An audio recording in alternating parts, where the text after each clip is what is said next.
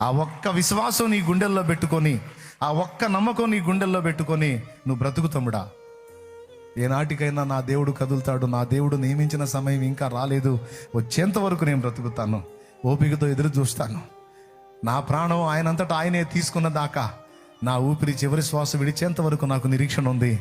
ఏ నాటికైనా నా దేవుని కార్యం బలంగా జరిగిద్ది. ఈ ఆశ మాత్రం నేను వదిలిపెట్టుకోను.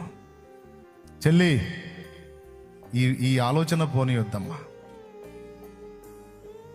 శత్రువు నీకు నిరీక్షణ లేకుండా చేస్తాడు, విశ్వాసాన్ని బలహీనపరుస్తాడు. నువ్వు దేవుని బిడ్డవై ఉన్నప్పటికీ నిన్ను వదులుతాడు అనుకోవద్దు.